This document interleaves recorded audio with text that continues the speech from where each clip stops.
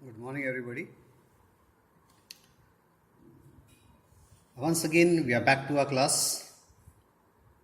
In the previous class, we had been studying about India, its vast size, its physical divisions, the great Himalayas, northern plains, plateaus, great Indian desert, the island groups, the coastal areas. We had studied about the great Himalayas. It has been divided into three ranges: the greater Himalayas, the lesser Himalayas, and the Shivaliks. In this, we read that the average height of the greater Himalayas is above 6,000 meters. The highest peak is in Nepal, the Mount Everest. It's the highest peak of the world. Then we studied about the Nanda Devi, Kanchenjunga.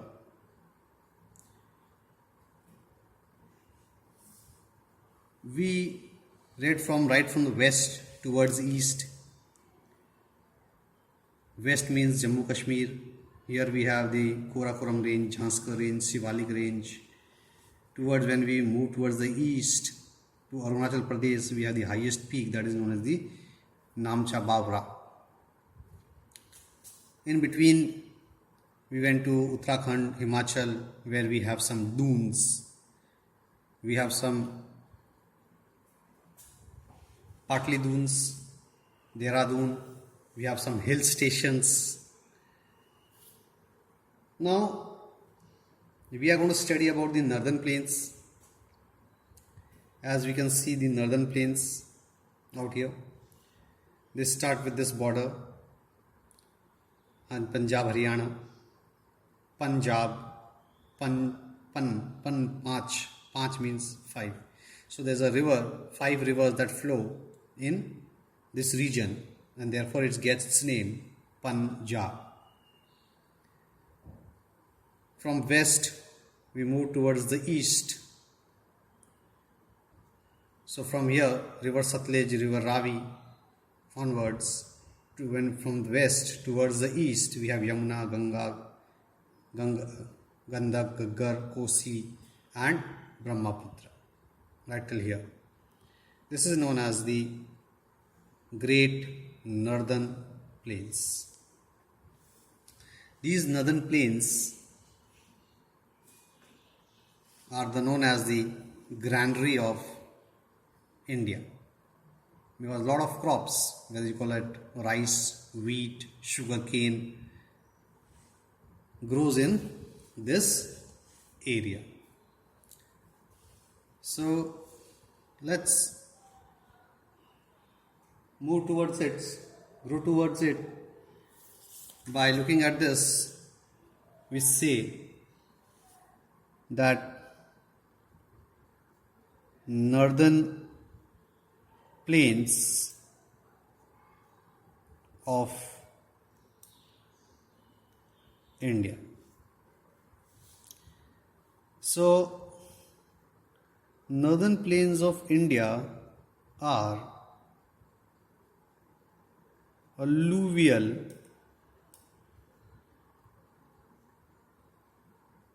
plains of India. These plains are formed by the sediments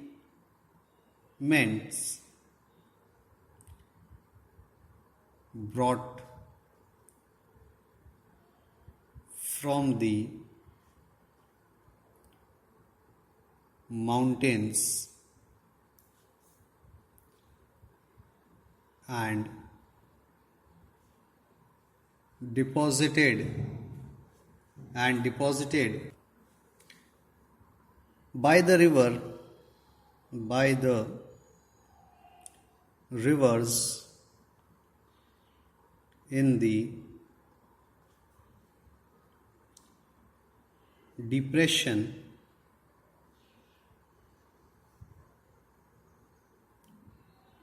formed after the uplift of the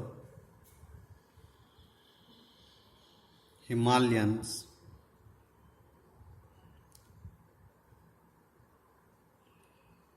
namely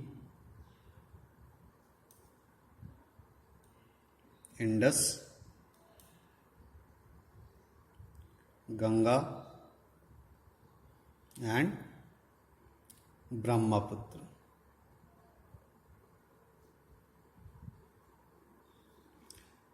And their tributaries. Like we always know, we know that water flows from the upper level to lower level, means from high to low. And as we are talking about Himalayas, the peaks which are above 6,000 meters high are always covered with snow. So regularly the snow melts, and that melting snow turns into water, and water starts coming down. So we have a lot of rivers. We have three basic rivers. We already said about the Indus, Ganga and Brahmaputra. The other rivers that flow are Yamuna, Gandak, Kosi, so on. These are small tributaries which join the main river. So the stretch, the plains spread over an area of 7 lakh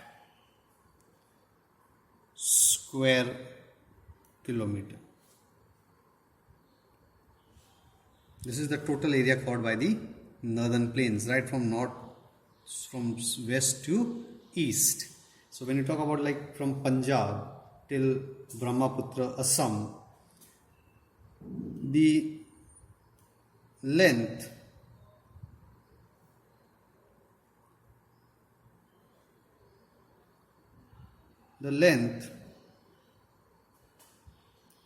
of the plains is 2,400 kilometer. It is same as the Himalayan mountains. They both are running parallel.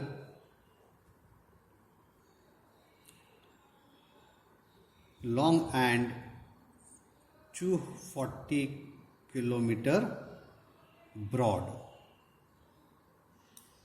This is the width of the plains. As we move towards the Assam area, the width reduces. Being flat area, it is densely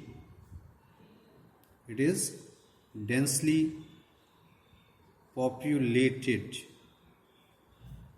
and intensely cultivated area. So we can say that near about 40% of the India's population stays in this region. Uttar Pradesh,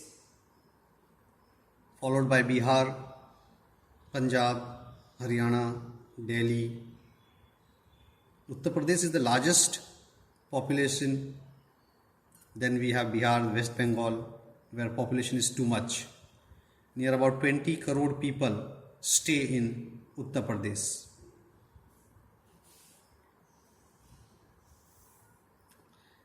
Being very flat area, so it is very easy to construct roads, railways. Whatever the land is fixed. The land cannot be expanded.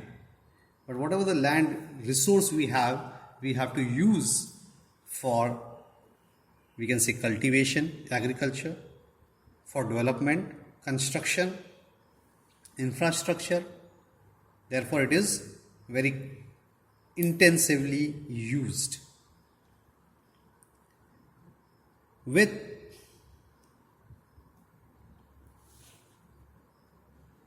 adequate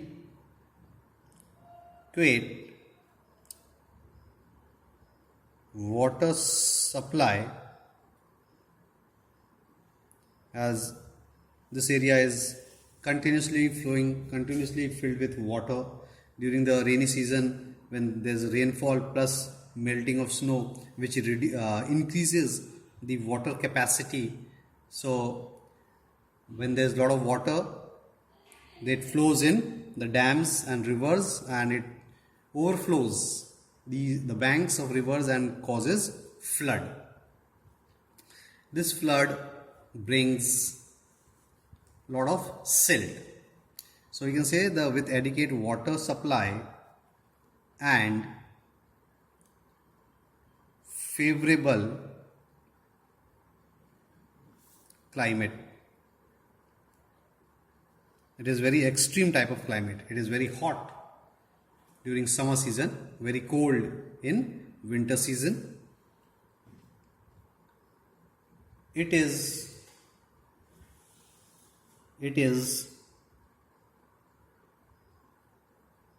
agriculturally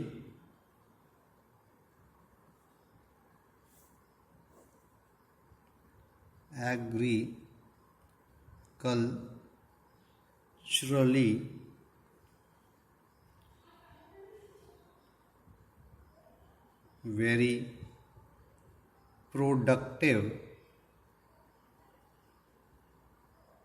part of India.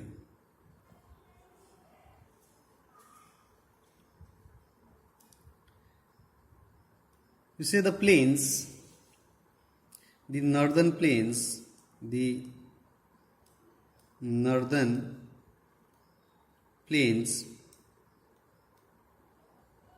are further divided into 3 divisions.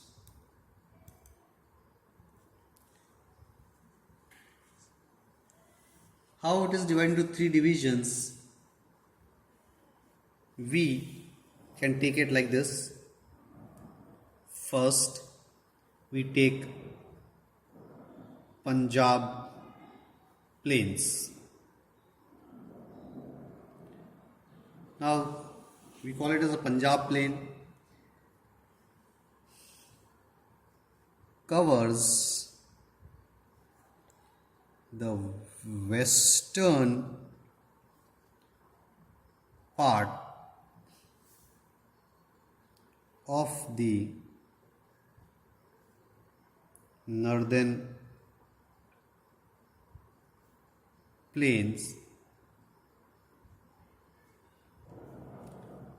They are formed by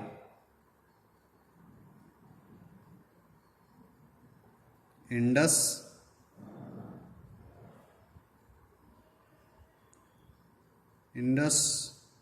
rivers and its tributaries.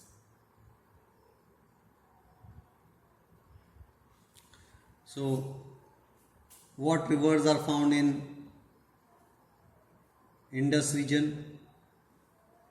So we have river Jhelum,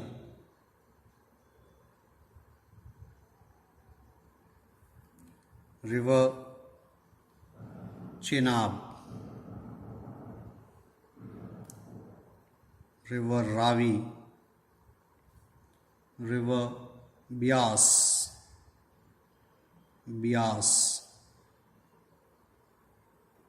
and the Satluj.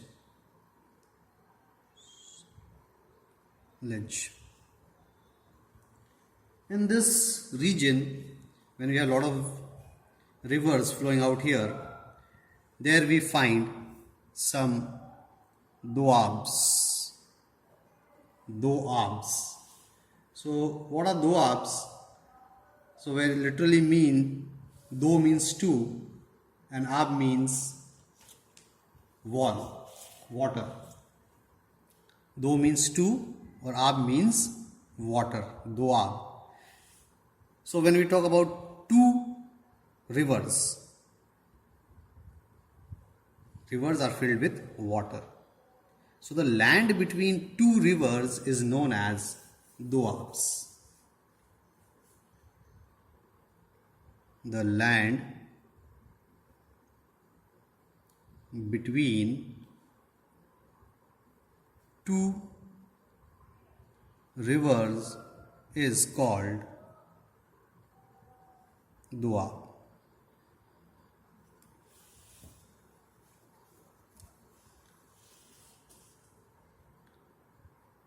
The second division is Ganga Plains. Now these Ganga Plains, as the word says Ganga, we have a tributary, Yamuna. It is a tributary of Ganga. Ganga then extends, flows through UP, it enters Bihar, then it moves forward and goes to West Bengal and crosses. After crossing West Bengal, it enters Bangladesh and then joins, it makes the world's largest delta, the Sundarban, and joins into the water flows into the Bay of Bengal. So Ganga Plains extend between Ghaggar and Tista river, river Tista.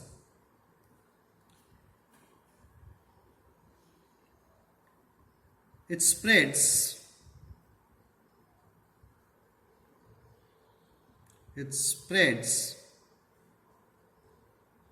over the states of Haryana,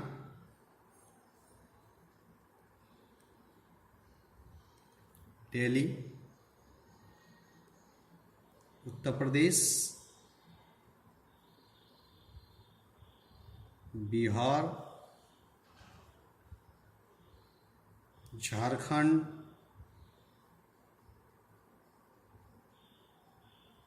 and West Bengal. As Bangladesh is not part of India, it is a different country. Here, the third, it is divided into the Brahmaputra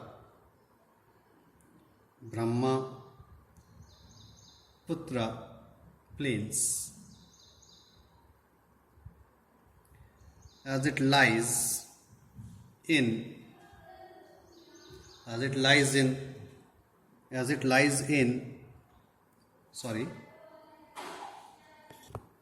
to the east of the Ganga plains.